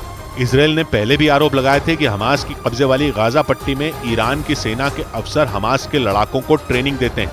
यही नहीं, इजराइल की सेना के अधिकारी ने दावा किया कि 7 अक्टूबर को हमला करने वाले कुछ लड़ाकों को सीरिया और ईरान में भी ट्रेनिंग दी गई थी। यानी इजराइल 7 अक्टूबर के हमले के लिए अब सीधे सीधे ईरान को जिम्मेदार बता रहा है। उधर इजराइल की सेना ने हमास के मारे गए एक लड़ाके के पास से 8 पन्नों का एक दस्तावेज बरामद करने का दावा किया, जिसमें बंदूकों से जुड़े खौफनाक नियम लिखे बताए गए, जो किसी की भी रूह कपा दे। दावा किया गया कि 7 अक्टूबर को इजराइल पर हमला करने वाले हमास के हर लड़ाके के पास ऐसा ही दस्तावेज मौजूद था, और उस दस्तावेज में लिखे गए नियमों के आधार पर ही इजराइल के तकरीबन 200 लोगों को बंधक बनाया गया था। इजराइल की मीडिया के मुताबिक हमास ने 8 पन्नों के उस दस्तावेज के जरिए ही अपने लड़ाकों को बताया कि इजराइल पर हमले के बाद लोगों को कैसे बंधक बनाना है और उनके साथ क्या करना है। यानी हमास ने बेहद सोच समझकर और योजना के तहत इजराइल के लोगों को बंधक बनाया। इतना ही नहीं, इजराइल की मीडिया के मुताबिक हमास के मारे गए उस लड़ाके से जो दस्तावेज मिले, उनमें यह भी लिखा है कि इजराइल पर हमले के दौरान वहां लोगों को बंधक बनाना जरूरी क्यों है, और अगर बंधक किसी भी तरह का खतरा बने तो उनसे कैसे निपटना है। इजराइल की मीडिया के मुताबिक उस दस्तावेज के जरिए हमास के लड़ाकों को निर्देश दिए गए थे कि वो इजराइल में घुसकर गोलीबारी और ग्रेनेड हमले के जरिए ज्यादा से ज्यादा नुकसान पहुंचाए। और लोगों को अगवा करें ताकि जान खतरे में पड़ने पर अगवा किए गए लोगों को ढाल की तरह इस्तेमाल किया जा सके। इजराइल के मीडिया के मुताबिक उन 8 पन्नों के दस्तावेज में लिखा है कि अगर बंधक बात मानने से इनकार करें तो उन्हें बिजली के झटके दें, महिलाओं और बच्चों को आदमियों से अलग रखें और उनके हाथ पैर बांध दें। इतना ही नहीं, इजराइल के मीडिया के मुताबिक उस दस्तावेज में हमास के लड़ाकों को निर्देश दिए गए कि अगर अगवा किए गए लोगों में कोई मुश्किल पैदा करने की कोशिश करे या किसी से खतरा महसूस हो तो उसे फौरन मार डालें। और तो और इजराइल के मीडिया के मुताबिक हमास के मारे गए उस लड़ाके से बरामद उस दस्तावेज में बंधकों को ठिकाने लगाने के नियम भी लिखे हुए थे, जिसमें बंधकों के शरीर के उन हिस्सों पर वार करने की बात कही गई जहां उन्हें सबसे ज्यादा चोट पहुंचे। इजराइल के मीडिया के मुताबिक उस दस्तावेज के जरिए हमास के लड़ाकों को यह बताया गया कि वो खतरा होने पर बंधकों की गर्दन, रीढ़ और पसलियों पर चाकू से हमला करें ताकि उनके शरीर से इतना ज्यादा खून बह जाए कि वो कुछ भी न कर पाएं। दावा किया गया कि हमास ने इजराइल में लोगों को बंधक बनाने से लेकर उन्हें रखने तक की खास रणनीति बनाई थी ताकि बाद में उन बंधकों को डर दिखाकर इजराइल को मजबूर किया जा सके और जंग को लंबा खींचा जा सके। इजराइल के मीडिया के मुताबिक हमास के इस प्लान को अंजाम देने के लिए जंग के पहले दिन उसके करीब 1200 लड़के इजराइल में घुस आए थे और इजराइल पर 5000 से ज्यादा रॉकेट दागने के बाद हमास के लड़ाकों ने इजराइल के दक्षिण वाले शहरों में कोहराम मचा दिया था, जिसके खौफ से भर देने वाले कई वीडियो इजराइल की ओर से जारी किए गए, जिनमें हमास के लड़ाके लोगों को गाड़ियों में भरकर अपने साथ लेकर जाते नजर आए। इजराइल की सरकार ने बताया कि हमास ने 7 अक्टूबर को 212 लोगों को बंधक बनाया था, जिनमें कई विदेशी नागरिक भी शामिल हैं। इजराइल ने उन बंधकों को छुड़ाने के लिए अपनी पूरी ताकत झोंक दी, लेकिन जंग के 17 दिनों बाद भी वो उनका पता नहीं लगा पाया। हालांकि कतर के मध्यस्थता के बाद 2 रोज पहले हमास ने 2 बंधकों को छोड़ दिया जो अमेरिकी नागरिक थे। उधर स्विट्जरलैंड के जिनेवा में संयुक्त राष्ट्र के दफ्तर के बाहर इजराइल के बंधकों को छोड़ने के मुद्दे पर प्रदर्शन हुआ। वहां मौजूद प्रदर्शनकारियों ने चरमपंथी संगठन हमास के खिलाफ नारे लगाए और वहां पर बंधकों की तस्वीर वाले पोस्टर लेकर लोगों ने उनकी रिहाई की मांग की। इस प्रदर्शन के दौरान कुछ लोगों ने पोस्टर के जरिए हमास की तुलना आतंकी संगठन ISIS से कर दी। इस बीच इजराइल के एक अखबार ने दावा किया कि बेंजामिन नेतन्याहू पर दबाव बनाने के लिए उनकी सरकार के 3 मंत्री इस्तीफा देने की तैयारी में। दावा है कि ये तीनों मंत्री 7 अक्टूबर को हमास के हमले के लिए नेतन्याहू को जिम्मेदार ठहरा रहे हैं और नेतन्याहू पर इस्तीफे का दबाव बनाने के लिए उन्होंने मोर्चा खोल रखा है। हालांकि इजराइल के इस अखबार ने उन तीनों मंत्रियों के नाम की जानकारी नहीं दी। इधर हमास की कैद से बंधकों को छुड़ाने के मुद्दे पर उनके घर वालों ने यरूशलेम में इजराइल के राष्ट्रपति से अपील की। इस दौरान करीब 80 बंधकों के परिवार वालों ने इजराइल के राष्ट्रपति से मुलाकात की और इजराइल के राष्ट्रपति इज़ाक हेरज़ोग से यह मांग की कि वो हमास के कब्जे से उनके लोगों को जल्द छुड़वाने की कोशिश करें। इजराइल का आरोप है कि 7 अक्टूबर को हमले के बाद हमास के लड़ाकों ने 210 से ज्यादा इजरायली नागरिकों को बंधक बना लिया था। उधर खबर है कि अमेरिका के सबसे बड़े दुश्मन चीन ने इजराइल और हमास की जंग में एंट्री कर दी और किसी को कानो कान खबर तक नहीं हुई। एक रिपोर्ट है कि चीन ने इजराइल और हमास की लड़ाई छिड़ने के कुछ दिन बाद ही पश्चिम एशिया में अपने 6 जंगी जहाज उतार दिए थे, मगर अमेरिका से लेकर इजराइल तक किसी को भनक तक नहीं लगी। 7 अक्टूबर को शनिवार के दिन हमास ने इजराइल पर धावा बोलकर युद्ध भड़का दिया था और उसके अगले ही हफ्ते चीन की वॉरशिप पश्चिम एशिया में तैनात हो गई। यानी चीन ने इजराइल और हमास का युद्ध शुरू होते ही अपनी चाल चल दी थी। वो पहले दिन से ही वार करने के लिए तैयार बैठा था, लेकिन चीन की इतनी बड़ी चाल का पर्दाफाश 2 हफ्ते बीत जाने के बाद हुआ। बताया गया कि चीन के वो 6 जंगी जहाज न सिर्फ पश्चिम एशिया में तैनात रहे, बल्कि उन्होंने पश्चिम एशिया के देश ओमान की नौसेना के साथ मिलिट्री ड्रिल भी की। ओमान वो देश है जो वैसे तो हमेशा पर्दे के पीछे इजराइल से बनाकर चला है, मगर जब से इजराइल ने हमास से आर पार की जंग छेड़ी है, तब से ओमान का खून खौल रहा। वहीं चीन भी शांति की बात तो कर रहा है, लेकिन उसने एक बार भी हमास पर उंगली नहीं उठाई। उल्टा वो इजराइल के गाजा पर हमलों को गलत ठहरा रहा है। यानी चीन हमास के खिलाफ खड़ा हुआ नजर नहीं आ रहा। इसलिए चीन ने ओमान से हाथ मिलाकर अमेरिका और इजराइल से भिड़ने की प्लानिंग कर डाली, जबकि इजराइल और हमास की लड़ाई में ओमान बहुत ज्यादा आक्रामक भी नहीं है, लेकिन ओमान जैसे छोटे से देश के साथ टीम बनाना चीन का बहुत बड़ा दांव, जिसके तहत चीन की नौसेना ने ओमान के साथ जॉइंट ड्रिल की, क्योंकि ओमान के पास समंदर के उस पार ईरान है और ईरान इस युद्ध में हमास का ही साथ दे रहा है। ईरान चीन का दोस्त है और अमेरिका और इजराइल का दुश्मन।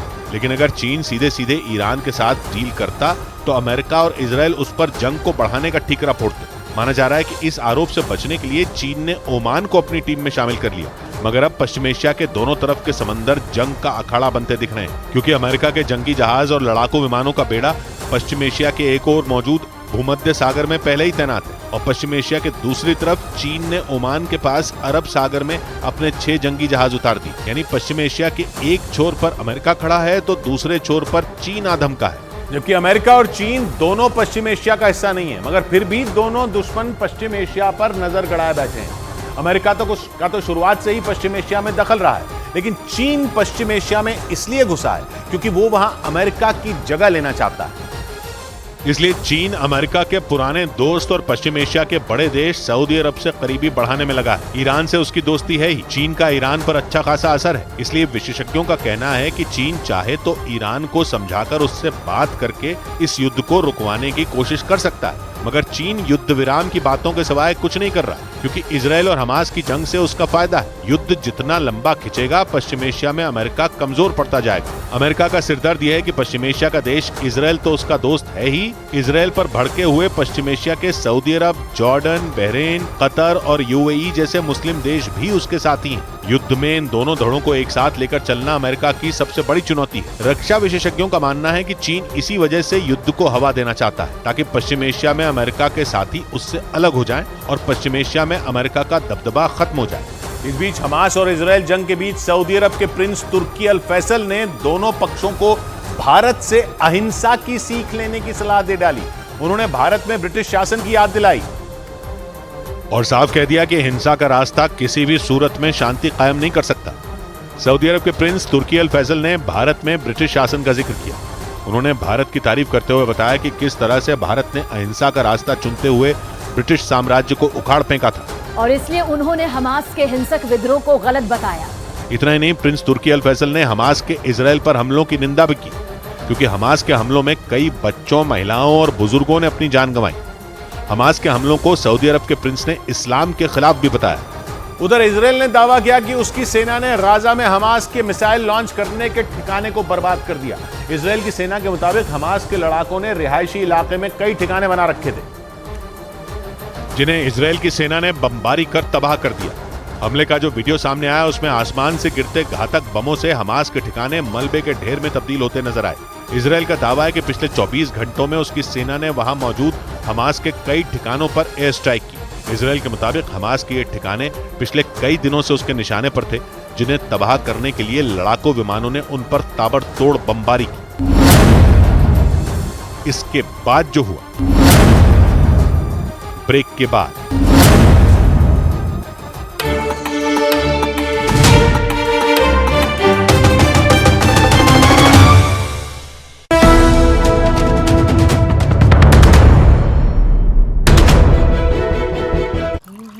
माँ, डेडलाइन तो मेरी है, तुम क्यों उठ गई इतनी जल्दी?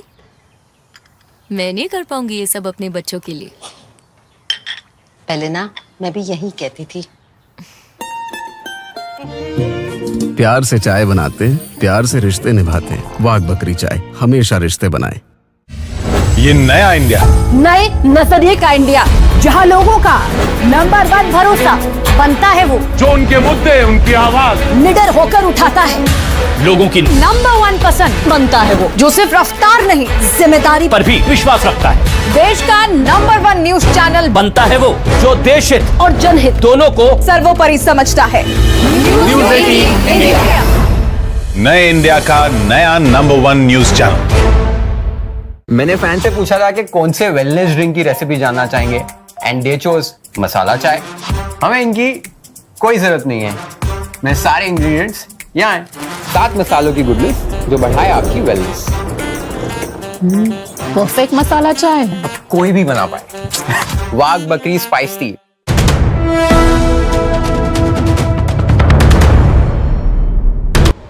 मना किया था ना, जब घर पे ना हो तो नो बदमाशी। When will you learn? Angry eyes. Angry eyes and all. लग गए। लगाना है तो पूरे घर में फिनोलेक्स LED लगाओ। When will you learn? So no stress, Finolex. जंग को 2 हफ्ते से ज्यादा हो गए, लेकिन इजराइल अब तक हमास के ओसामा बिन लादेन कहे जाने वाले यहिया सिनवार तक नहीं पहुंच सका है। इजराइल में हुए कत्लेआम के लिए हमास के इसी चेहरे को जिम्मेदार बताया जा रहा है, क्योंकि इजराइल के मुताबिक 7 अक्टूबर को उसकी जमीन पर लोगों का खून बहाने की पूरी स्क्रिप्ट यहिया सिनवार नहीं लिखी थी। लेकिन कहा जा रहा है कि अपना पूरा जोर लगाने के बाद भी इजराइल की खुफिया एजेंसी और उसकी सेना को यहिया सिनवार की भनक तक नहीं लग रही, जबकि उसने एक ऐसे हमले को अंजाम दिया जो आने वाले कई साल तक इजराइल को नासूर बनकर चुपता रहेगा, क्योंकि आरोप है कि यहिया सिनवार के इशारे पर ही 7 अक्टूबर को हमास के लड़ाकों ने इजराइल में घुसकर मौत का तांडव किया था। इजराइल की मीडिया के मुताबिक यहिया सिनवार ने न सिर्फ आसमान से रॉकेट और मिसाइलों से हमलों की रणनीति बनाई थी, बल्कि सुरंगों के जरिए भी इजराइल में कत्लेआम मचाने की प्लानिंग की थी। मतलब सैकड़ों की संख्या में यहूदी नागरिकों को मारकर इजराइल को गहरे जख्म देने वाला कोई और नहीं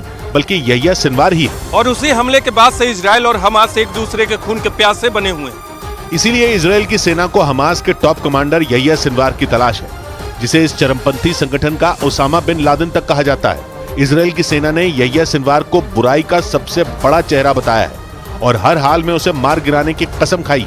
और इसीलिए यहिया सिनवार को ढूंढने और उसे ठिकाने लगाने के लिए इजराइल की सेना ने एक स्पेशल यूनिट नीली बना दी। इजराइल की मीडिया के मुताबिक ये यूनिट 7 अक्टूबर को हुए हमले में शामिल हमास के एक एक लड़ाके और उसके एक एक कमांडर को चुन चुन कर ढेर करेगी, जो इस वक्त इजराइल की सबसे बड़ी चुनौती, क्योंकि दावा यह भी किया जा रहा है कि यहिया सिनवार न सिर्फ इजराइल की सेना और उसकी सुरक्षा एजेंसियों को चकमा दे रहा है, बल्कि वो इजराइल पर एक बार फिर बड़े हमले की तैयारी में। माना जा रहा है कि इसी वजह से इजराइल की मुसीबत बढ़ती जा रही है और इसीलिए इजराइल की सेना हमास के कमांडरों और लड़ाकों को ढूंढ ढूंढ कर निशाना बना रही। लेकिन दावा है कि हमास के कसाई के नाम से मशहूर यहिया सिनवार को ढूंढने और उसे ढेर करने के लिए इजराइल ने नीली नाम से स्पेशल यूनिट बना दी। ये स्पेशल यूनिट इजराइल की जांच एजेंसी शिन बेत ने बनाई है। ये दुनिया की सबसे खतरनाक खुफिया एजेंसी में शुमार मोसाद की तरह ही है। फर्क सिर्फ इतना है कि शिन बेत देश के अंदर दुश्मनों का खात्मा करती है। इजराइल के मीडिया के मुताबिक ये यूनिट खास तौर पर नचाबा फोर्स के कमांडरों और उसके लड़ाकों को टारगेट करेगी।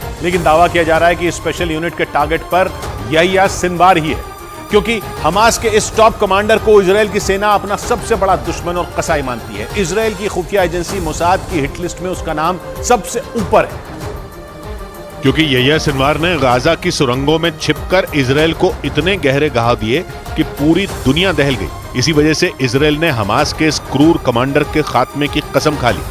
यहिया सिनवार 1962 में दक्षिणी गाजा पट्टी के खान यूनिस शहर में पैदा हुआ था और वो पढ़ाई के दौरान ही हमास से जुड़ गया था। बाद में उसे 1980 में गाजा का सुरक्षा प्रमुख बना दिया गया था। सिनवार करीब 24 साल तक इजराइल की जेल में बंद रहा था, लेकिन 2011 में हमास ने इजरायली सेना के एक सैनिक के बदले उसे जेल से रिहा करा लिया था और रिहाई के बाद से ही यहिया सिनवार इजराइल के लिए चुनौती बन गया।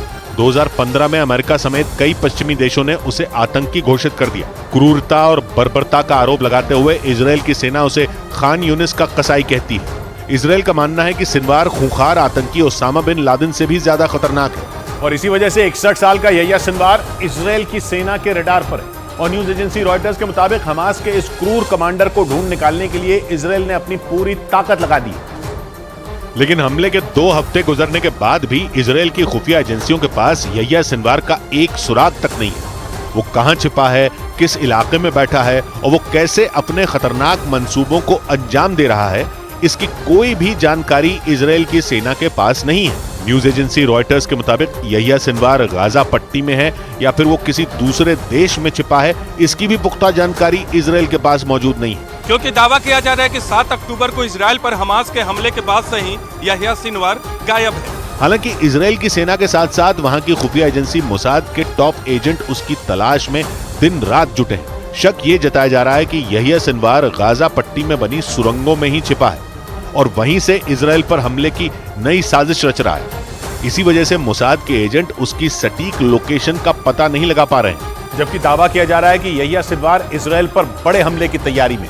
एक रिपोर्ट के मुताबिक वो सिर्फ इजराइल को मिटाने की चाहत नहीं रखता, बल्कि उसका सपना पूरी दुनिया पर हमास के कब्जे का है, जिसका पहला पड़ाव इजराइल ही है। इसी वजह से यह दावा किया गया कि हमास ने 7 अक्टूबर को इजराइल पर एक सोची समझी रणनीति के तहत हमला किया था। एक रिपोर्ट के मुताबिक इजराइल के अलावा अमेरिका और दूसरे पश्चिमी देश भी यहिया सिनवार के निशाने पर। यही नहीं, इजराइल के मीडिया का दावा है कि वो सिर्फ इजराइल को दुनिया के नक्शे से मिटाने की चाहत नहीं रखता, बल्कि उसका मकसद पूरी दुनिया पर हमास का झंडा लहराने का है।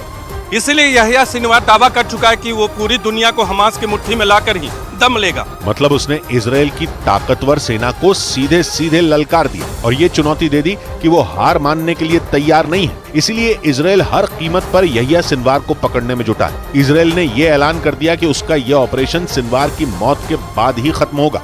और इसी बीच इजराइल की सेना ने हमास के तोपखाना यूनिट के डिप्टी हेड मोहम्मद कतामश को मार गिराने का दावा किया। इजराइल का आरोप है कि हमास का यह कमांडर 7 अक्टूबर को हुए हमले में शामिल था, जो गाजा पट्टी को घेर कर खड़ी इजराइल की सेना पर बड़े हमले की प्लानिंग में था, जिसका पता चलते ही इजराइल की सेना ने हमास के कमांडर मोहम्मद कतामश के ठिकानों पर आसमान से बमबारी शुरू कर दी। इजराइल की सेना की तरफ से यह दावा किया गया कि उसकी एयर स्ट्राइक में मोहम्मद कतामश मारा गया, जो हमास की तोपखाना यूनिट का डिप्टी हेड था। और वहां की मीडिया के मुताबिक कतामश पर इजराइल की सेना पर बड़ा हमला करने की जिम्मेदारी थी, जिसे वो अंजाम देने की फिराक में भी था। इजराइल की सेना का दावा है कि आसमान से की गई बमबारी में गाजा पट्टी में मौजूद हमास का एक कमांड सेंटर भी तबाह हो गया, जहां बड़ी संख्या में रॉकेट और दूसरे घातक हथियार बनाए जा रहे थे। मतलब इजराइल ने एक बार फिर हमास पर बमबारी कर उसे बड़ा नुकसान पहुंचाया। हालांकि हमास के कमांडर मोहम्मद कतामश के मारे जाने के अलावा वहां और कितने लोगों की जान गई, इसकी जानकारी नहीं दी गई। और पिछले 2 हफ्तों में इजराइल ने हमास के 12 खतरनाक कमांडरों और नेताओं को मार गिराने का दावा किया। मतलब 7 अक्टूबर को हुए हमले का बदला लेने के लिए इजराइल की सेना हमास के एक-एक कमांडर और एक-एक लड़ाके को ढूंढ कर मार रही है। और इजराइल का दावा है कि जल्द ही हमास के दूसरे सबसे बड़े नेता यहिया सिनवार को भी ठिकाने लगा दिया जाएगा। उसकी तलाश में इजराइल पूरी गाजा पट्टी पर बमों की बारिश कर रहा है। वहां के मीडिया के मुताबिक पिछले 2 हफ्तों में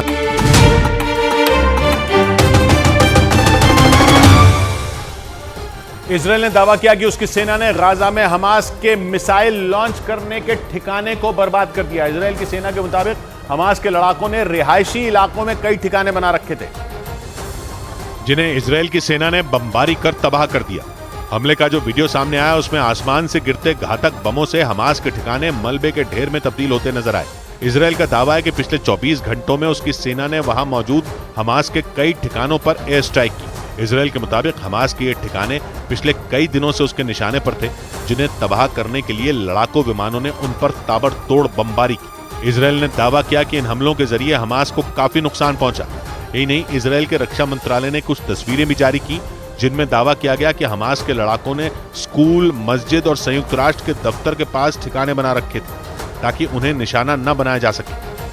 ब्रेकिंग न्यूज है, गाजा में इजराइल के हवाई हमलों पर इजराइल की सेना ने हमास पर बड़ा आरोप लगाया है।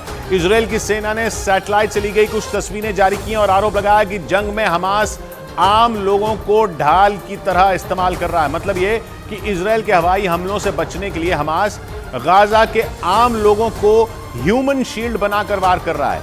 हमास के एक ऐसे ठिकाने की तस्वीरें जारी की गई जिनसे रॉकेट दागे जा रहे थे। इजराइल ने सैटेलाइट तस्वीरों के आधार पर दावा किया कि यह जगह मस्जिद और स्कूल के बेहद करीब है। यानी जानबूझकर ऐसी जगहों पर हमास ने ठिकाने बनाए हैं जो घनी आबादी के बीच हों। नीरज फिर हमारे साथ जुड़ रहे हैं। नीरज, ये जो वही बात जो पहले मस्जिद पर हमले पर भी इजराइल ने कहा था कि उसके आसपास ही या उधर ही वहां पर हमास ने ठिकाने बनाए हुए हैं, इसलिए ये हमले हो रहे हैं, और अब फिर ये सैटेलाइट तस्वीरें जारी की गई हैं। देखिए, बिल्कुल इजराइल की तरफ से, आईडीएफ की तरफ से दावा किया जाता है, और ये जो तस्वीरें जारी की गई हैं किशोर, ये इजराइल वॉर रूम की तरफ से जारी की गई। उनका कहना है कि तमाम सार्वजनिक स्थलों के पास शील्ड बनाकर ये लोग रहते हैं, और इसीलिए जब उन पर हमला होता है तो इन स्थलों को भी नुकसान होता है। इसके अलावा ये भी दावा किया गया कि इजराइल आर्मी की तरफ से कि जहाँ से, यानी पूर्वी हिस्से से, पश्चिमी हिस्से से गाजा के जब हमला होता है तो बहुत सारे मिसाइल जो हैं खुद गाजा की सीमा में ही गिर जाते हैं, और जिससे नुकसान होता है। क्योंकि अभी आपको याद होगा हॉस्पिटल पर जो हमला हुआ था उस पर इजराइल ने साफ किया था कि वो हमला इजराइल ने नहीं किया है, जबकि गाजा ने इजराइल पे आरोप लगाया था। तो इस तरह के आरोप प्रत्यारोप लगातार इजराइल की तरफ से भी और गाजा की तरफ से लगाए जा रहे हैं, लेकिन इजराइल ने यह बड़ा आरोप लगाया है।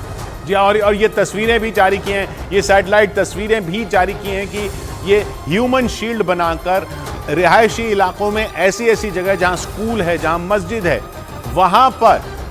वहां ठिकाने बना रखे हैं हमास ने, और इसीलिए वहां पर हमले भी किए जा रहे हैं। तो असल में ये जो अस्पताल पर हमला हुआ नीरज, उसके बाद से इजराइल ने ये सब सबूत भी जुटाने शुरू कर दिए हैं। देखिए बिल्कुल उसके बाद ऐसे वीडियो ऐसे पिक्चर्स की संख्या अधिक आई, आपने ठीक कहा कि उसके बाद जारी की गई। ये चारों जो पिक्चर अभी हमारे टीवी स्क्रीन पे या इजराइल वॉर रूम ने जारी किया है, वो तो अपने आप में कहानी बता रही है कि सार्वजनिक स्थलों के आसपास से हमला करते हैं, इसलिए इजराइल जब जवाब देता है तो कई बार नुकसान होता है इजराइल आर्मी का, ये दावा है। दूसरी तरफ बहुत सारे गाजा के दूसरे हिस्से से, इजराइल गाजा बॉर्डर से नहीं, दूसरे हिस्से से जो कि भूमध्य सागर के नज़दीक है, वहाँ से जब मिसाइल अटैक होता है वो भी बहुत बार गाजा की सीमा के अंदर गिरता है। और इजराइल का ये भी दावा है कि जो अस्पताल पे हमला हुआ था वो इजराइल ने नहीं बल्कि गाजा के रॉकेट ही मिसफायर होकर वहाँ गया था। जी, और इस बीच इजराइल और मिस्र के बीच एक हवाई हमले की वजह से जंग के आसार बनते दिखने लगे हैं, क्योंकि अचानक इजराइल की फौज की तरफ से छोड़ा गया एक बम मिस्र की सीमा में जाकर गिर गया। यह बम सीधा मिस्र की सेना की एक चौकी पर गिरा, जिसके बाद वहां हड़कंप मच गया, क्योंकि बम गिरने के बाद धमाके की तेज आवाज सुनाई दी, जिसकी वजह से लोग अपनी जान बचाने के लिए इधर उधर भागने लगे। इजराइल की मीडिया के मुताबिक इस हमले में कुछ लोग घायल भी हुए। वहीं इस हमले के बाद इजराइल को जंग के तीसरे मोर्चे के खुलने का डर सताने लगा। ऐसा इसलिए क्योंकि इजराइल ने अपने पड़ोसी मिस्र की सीमा के अंदर बमबारी कर दी। इससे पहले इजराइल गाजा में बमबारी करता आया है, लेकिन ये पहली बार हुआ जब इजराइल की सेना ने रफा बॉर्डर के करीब मिस्र की सेना की एक पोस्ट पर हमला कर दिया। और इस हमले के बाद इजराइल को एक और युद्ध का खतरा सताने लगा है। और माहौल खराब होता देख इजराइल ने तुरंत अपनी गलती मान ली। इजराइल के मुताबिक गलती से मिस्र की सेना की एक पोस्ट पर हमला हुआ, जिसके बाद इजराइल ने तुरंत जांच के आदेश भी दे दिए। और स्वास्थ्य सेवाओं से जुड़ी संयुक्त राष्ट्र की संस्था ने दावा किया कि गाजा में ईंधन की कमी की वजह से करीब 120 नवजातों की जान खतरे में। 7 अक्टूबर को हुए हमास के हमले के बाद इजराइल ने अपनी सीमा गाजा के लिए पूरी तरह बंद कर दी है। और ऐसे में गाजा के अस्पतालों में दवाइयां और ईंधन की भारी कमी हो गई, जिसकी वजह से कई नवजातों की जान खतरे में पड़ गई। सऊदी अरब के न्यूज चैनल अल अरबिया के मुताबिक गाजा के अस्पतालों में बिजली भी नहीं है, जिसकी वजह से लोगों का इलाज अंधेरे में करना पड़ रहा है। यही नहीं, अगर जल्द मदद नहीं पहुंचाई गई तो नवजात समेत कई लोगों की जान जा सकती है। हालांकि गाजा और मिस्र के बीच मौजूद रफा बॉर्डर से कई ट्रकों में भरकर जरूरी सामान और दवाइयां गाजा में रहने वाले लोगों के लिए भेजी गई हैं, लेकिन इजराइल ने ईंधन की सप्लाई नहीं होने दी। इजराइल को डर है कि ईंधन का इस्तेमाल कर हमास उस पर हमला कर सकता है। उधर इजराइल को डर सताने लगा कि गाजा और मिस्र के बीच मौजूद रफा बॉर्डर से हमास के लड़ाके मिस्र में घुस सकते हैं, साथ ही हमास गाजा से मिस्र भाग सकते हैं, साथ ही हमास के लड़ाके उस इलाके से हथियारों की सप्लाई कर सकते हैं। इसलिए इजराइल की सेना लगातार वहां बमबारी कर रही है। लेकिन इजराइल की बमबारी की वजह से रफा बॉर्डर के एक बार फिर बंद होने का खतरा मंडरा रहा है। गाजा और मिस्र के बीच मौजूद रफा बॉर्डर ही इकलौता ऐसा रास्ता है जहां से गाजा के अंदर मदद पहुंचाई जा सकती है। ऐसा इसलिए क्योंकि इजराइल ने अपनी सीमा गाजा के लिए पूरी तरह बंद कर दी और गाजा का दाना पानी रोक रखा है। ऐसे में गाजा के लोगों के लिए आखिरी उम्मीद रफा बॉर्डर ही बची है। लेकिन उस इलाके में भी इजराइल लगातार बमबारी कर रहा है। इजराइल ने आरोप लगाया कि रफा बॉर्डर के जरिए हमास तक हथियारों की सप्लाई की जा रही है। साथ ही इजराइल को डर है कि गाजा और मिस्र के बीच मौजूद रफा बॉर्डर से हमास के लड़ाके मिस्र में घुस सकते हैं। और इसीलिए गाजा और मिस्र के बीच मौजूद रफा बॉर्डर से गुजरने वाली हर चीज की इजराइल बारीकी से जांच कर रहा है। ऐसा इसलिए क्योंकि इजराइल को डर है कि मदद के नाम पर पश्चिम एशिया के देश हमास को हथियार पहुंचा सकते हैं। और इसलिए जब गाजा और मिस्र के बीच मौजूद रफा बॉर्डर से जरूरी सामान और दवाइयों की पहली खेप भेजी गई तो उसकी जांच में इजराइल को कई घंटों का समय लगा। इजराइल का आरोप है कि उन ट्रकों के जरिए हमास को हथियारों की सप्लाई हो सकती है। ऐसे में इजराइल ने संयुक्त राष्ट्र से मदद मांगी कि वो ट्रकों से भरे सामान की छानबीन करे। ऐसा इसीलिए क्योंकि गाजा के लिए भेजे गए 100 से ज्यादा ट्रक मिस्र की तरफ ही खड़े हैं और उन ट्रकों की छानबीन करने में इजराइल को मुश्किलों का सामना करना पड़ रहा है और इसी वजह से रफा बॉर्डर को खोलने में कुछ दिनों का समय भी लगा। जबकि बाइडेन के इजराइल दौरे के बाद ही गाजा और मिस्र के बीच मौजूद रफा बॉर्डर को खोलने पर सहमति बन गई थी। लेकिन गाजा और मिस्र के बीच मौजूद रफा बॉर्डर खुलने के कुछ ही दिन बाद इजराइल ने एक बार फिर रफा बॉर्डर को बंद करने की मांग कर डाली। रफा बॉर्डर के जरिए ही गाजा के लोगों तक मदद पहुंचाई जा रही है। लेकिन इजराइल ने दो टूक कह दिया कि मदद एक तरफा नहीं दो तरफा होनी चाहिए। मतलब इजराइल के बंधक नहीं छोड़े गए तो फिर से रफा बॉर्डर बंद हो सकता है, जिससे गाजा के लोगों की मुश्किलें कई गुना बढ़ जाएंगी। 7 अक्टूबर को हमास ने इजराइल पर हमला करके 1300 से ज्यादा लोगों की हत्या कर दी थी और 200 से ज्यादा लोगों को बंधक बना लिया था, जिसके बाद इजराइल ने गाजा की सभी सीमा बंद कर दी थी। लेकिन पिछले हफ्ते हुए बाइडेन के दौरे के बाद गाजा और मिस्र के बीच मौजूद रफा बॉर्डर को गाजा के लोगों की मदद के लिए खोल दिया गया। लेकिन अब इजराइल चाहता है कि उसके बंधकों को छोड़ा जाए, नहीं तो एक बार फिर रफा बॉर्डर को बंद कर दिया जाएगा और अगर ऐसा हुआ तो गाजा के लोग भूख और प्यास से ही मर जाएंगे। उधर जंग के बीच गाजा के लोगों के लिए रफा बॉर्डर का खुला रहना बेहद जरूरी है। गाजा और मिस्र के बीच मौजूद रफा बॉर्डर ही इकलौता ऐसा रास्ता है जहां से गाजा के अंदर मदद पहुंचाई जा सकती है, क्योंकि इजराइल ने गाजा की घेरेबंदी कर रखी है और गाजा पर लगातार बमबारी कर रहा है।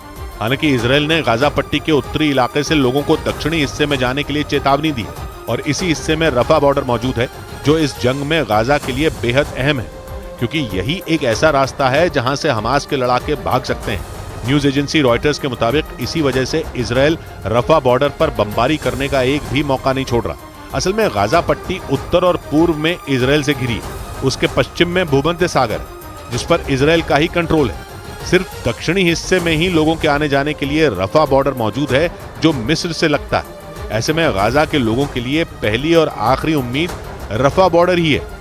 इधर गाजा में हुए हमले में घायल लोगों की मदद के लिए राहत सामग्री लेकर भारत का एक विमान मिस्र पहुंच गया।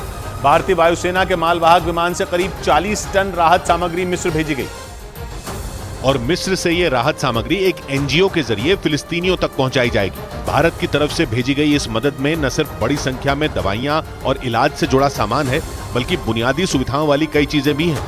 उधर खबर है कि रफा बॉर्डर के जरिए गाजा में राहत सामग्री से भरे ट्रकों की तीसरी खेप गाजा में दाखिल हो गई। बमबारी से बेहाल गाजा पट्टी में इन ट्रकों के जरिए खाने पीने का सामान और दवाएं भेजी गईं, जिन्हें रफा बॉर्डर के जरिए गाजा में पीड़ितों की मदद के लिए पहुंचाया गया। इससे 2 रोज पहले मदद की पहली खेप के तहत 20 ट्रक और उसके एक दिन बाद राहत सामग्री से भरे 14 ट्रक गाजा भेजे गए थे। ब्रेकिंग न्यूज आ रही है। इजराइल और हमास जंग युद्ध से जुड़ी खबर है कि हथियारों की खेप के साथ अमेरिका का एक और विमान इजराइल पहुंच गया। इजराइल के मीडिया के मुताबिक अमेरिका से भेजे गए विमान में भारी मात्रा में हथियार और गोला बारूद मौजूद हैं। दावा किया जा रहा है कि अमेरिका की तरफ से बीते 3 दिनों में इजराइल की मदद के लिए हथियारों की खेप पहुंचाने का सिलसिला काफी तेज कर दिया गया, क्योंकि इजराइल और हमास की जंग में चीन के दखल से अमेरिका चौकन्ना हो गया। मतलब यह कि पश्चिम एशिया में दबदबे की जंग में अमेरिका और चीन आमने सामने आते दिख रहे हैं और इसीलिए अमेरिका खुलकर इजराइल को हथियारों की सप्लाई कर रहा है। रूस के अखबार द मॉस्को टाइम्स ने दावा किया कि अमेरिका ने यूक्रेन को भेजे जाने वाले हथियारों को इजराइल भेज दिया।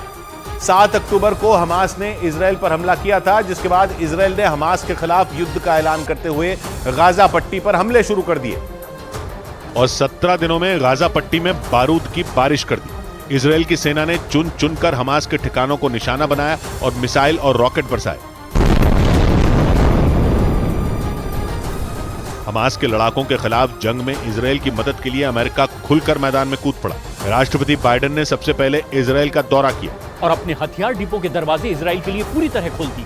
लेकिन द मॉस्को टाइम्स ने दावा किया कि अमेरिका ने इजराइल की मदद करके यूक्रेन के साथ धोखा कर दिया, क्योंकि जिन हथियारों को अमेरिका ने इजराइल भेजा वो हथियार जेलेंस्की की सेना की मदद के लिए यूक्रेन भेजे जाने वाले थे। हालांकि अमेरिका की तरफ से ये पहले ही साफ किया जा चुका था कि इजराइल की मदद के साथ ही वो रूस के खिलाफ जंग लड़ रहे यूक्रेन को भी हथियारों की सप्लाई जारी रखेगा। लेकिन रूस के मीडिया ने दावा किया कि अमेरिका इस वक्त 3 मोर्चों पर फंसा हुआ है, क्योंकि एक तरफ इजराइल और हमास के बीच युद्ध की आग भड़की हुई है, दूसरी तरफ 20 महीनों से रूस और यूक्रेन के बीच लंबी लड़ाई जारी है। इन सब के बीच अमेरिका को पश्चिम एशिया में चीन के बढ़ते दखल की भी चिंता है, क्योंकि लड़ाई पश्चिम एशिया में दबदबे की है। द मॉस्को टाइम्स के मुताबिक इजराइल और हमास की जंग में चीन ने भले ही अपना रुख पूरी तरह साफ न किया हो, लेकिन अमेरिका को इस बात का डर है कि चीन पश्चिम एशिया में अपनी धमक बढ़ाने के लिए कुछ बड़े कदम उठा सकता है।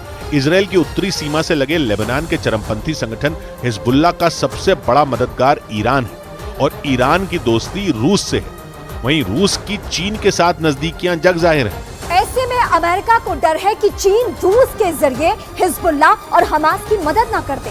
और द मॉस्को टाइम्स के मुताबिक चीन के पास हमास और हिजबुल्ला की मदद करके मुस्लिम देशों के करीब आने का एक बड़ा मौका है, जिसे भुनाकर वो पश्चिम एशिया में अमेरिका के दबदबे को कम करना चाहता है। लेकिन चीन की हर चाल को समझते हुए अमेरिका इजराइल को हथियारों से पाट देने में जुटा है। अमेरिकी अखबार द न्यूयॉर्क टाइम्स के मुताबिक अमेरिकी सेना ने इजराइल की मदद के लिए जंगी जहाज, लड़ाकू विमान, गोला बारूद के साथ अपने खतरनाक एयर डिफेंस सिस्टम को भी तैनात कर दिया।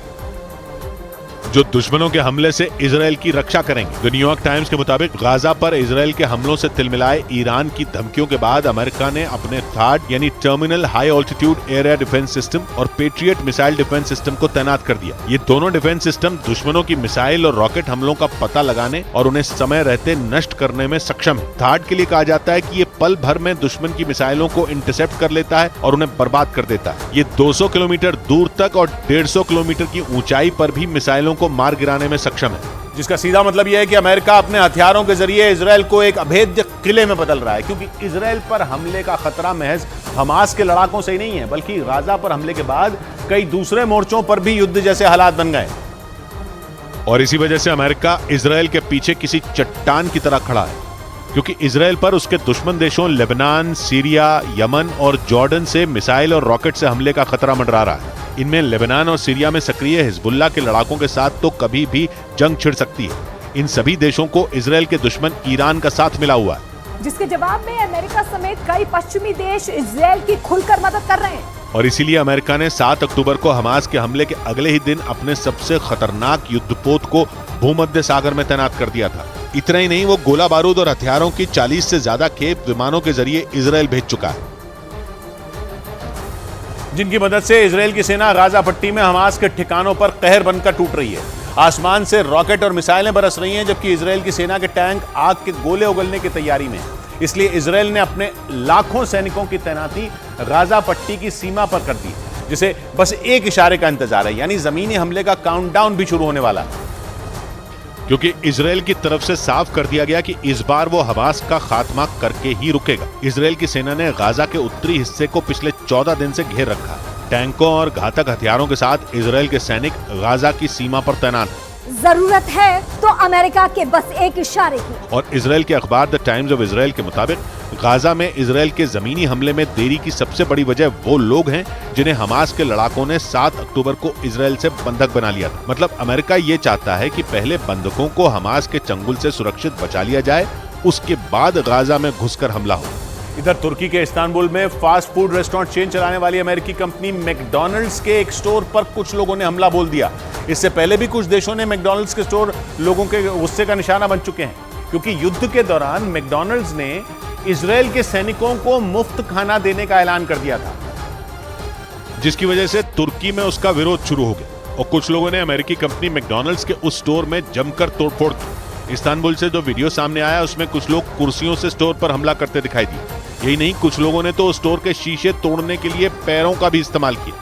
उन लोगों ने वहां भारी तबाही मचाई, जिसके बाद तो वहां चारों तरफ सिर्फ कांच के टुकड़े पड़े नजर आए। हमास के खिलाफ जंग शुरू होने के कुछ दिन बाद ही मैकडॉनल्ड्स ने इजराइल की सेना को मुफ्त में खाना मुहैया कराने का ऐलान कर दिया था, जिसके बाद से तुर्की, सऊदी अरब, जॉर्डन और पाकिस्तान में हजारों लोग इस कंपनी के खिलाफ हो गए थे। हालांकि बाद में मैकडॉनल्ड्स के अरब देशों में मौजूद आउटलेट ने सफाई दी थी कि इजराइल में सैनिकों को मुफ्त खाना देने का फैसला वहां के आउटलेट का निजी फैसला था। उधर अमेरिकी सांसद इल्हान उमर ने आरोप लगाया कि इजराइल पर हमास के हमले की निंदा करने पर उन्हें जान से मारने की धमकी दी गई। उनका आरोप है कि फिलिस्तीन के खिलाफ बयान देने पर उन्हें सोशल मीडिया के जरिए निशाना बनाया गया और कुछ लोगों ने सोशल मीडिया के जरिए उन पर और उनके परिवार पर हमले की धमकी तक दे दी। अमेरिकी सांसद इल्हान उमर ने आशंका जताई कि इजराइल और हमास की जंग की वजह से अमेरिका में रहने वाले मुस्लिम समुदाय के लाखों लोगों पर भी खतरा है।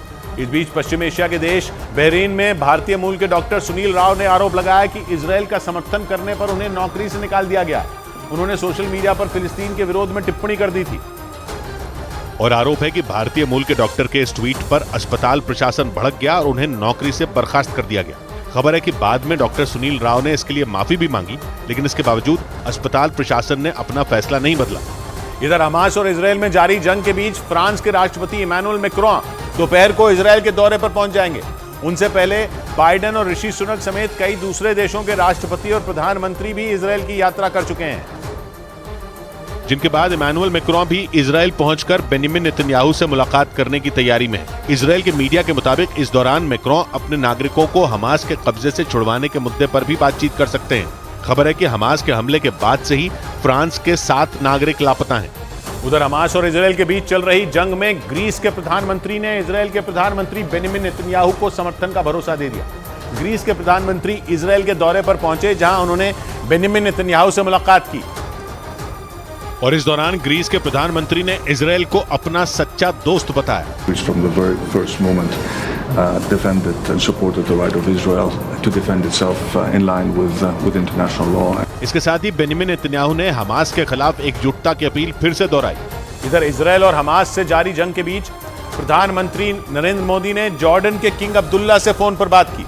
इस दौरान पश्चिम एशिया के हालात पर उनके बीच चर्चा हुई, जिसकी जानकारी प्रधानमंत्री ने ट्वीट कर दी। उनके मुताबिक जॉर्डन के किंग अब्दुल्ला से बातचीत में जंग खत्म कराने के अलावा गाजा में आम नागरिकों की सुरक्षा पर भी जोर दिया गया। इस बीच दिल्ली में इजराइल के दूतावास के करीब फिलिस्तीन के समर्थन में जोरदार प्रदर्शन हुआ। प्रदर्शन लेफ्ट से जुड़े संगठनों के सैकड़ों छात्रों ने किया और इस दौरान पुलिस और प्रदर्शनकारियों के बीच झड़प हो गई, जिसके बाद पुलिस ने प्रदर्शनकारियों को खदेड़ना शुरू कर दिया। जो वीडियो सामने आया उसमें सैकड़ों की संख्या में छात्र सड़कों पर उतरकर फिलिस्तीन के समर्थन में पोस्टर और बैनर लेकर नारेबाजी करते नजर आए।